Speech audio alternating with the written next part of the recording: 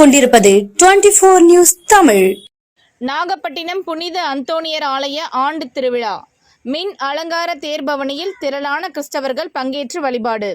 நாகப்பட்டினம் முதலாம் கடற்கரை சாலையில் பழமை வாய்ந்த புனித அந்தோணியர் ஆலயம் அமைந்துள்ளது.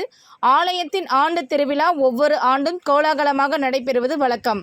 அந்த வகையில் இந்த ஆண்டிற்கான ஆண்டு திருவிழா கடந்த 11ஆம் தேதி கொடியேற்றத்துடன் துவங்கியது.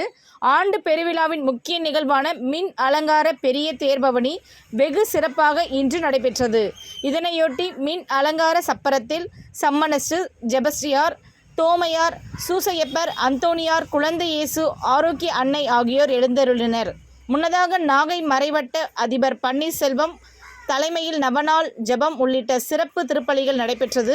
பின்னர் தேர் சப்பரத்தை புனிதம் செய்து தொடங்கி வைத்தார்.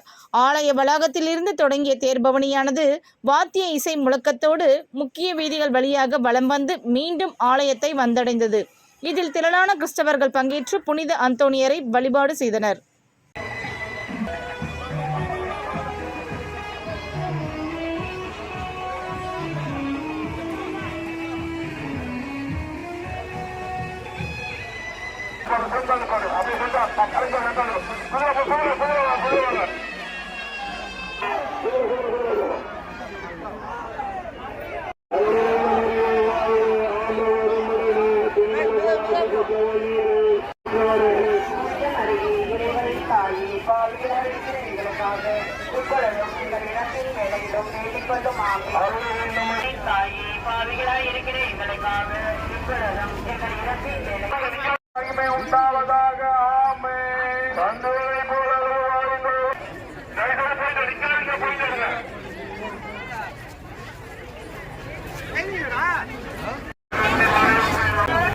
செய்யப்பட்டார்.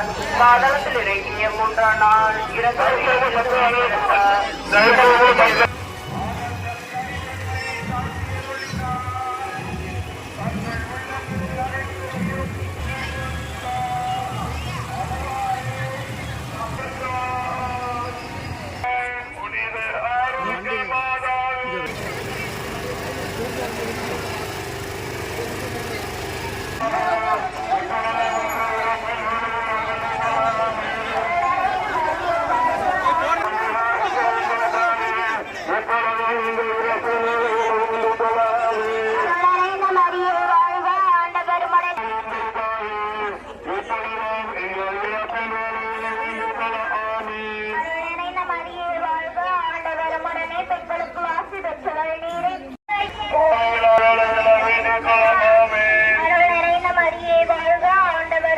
பெண்களுக்குள் ஆசி பெற்றவள் நீ.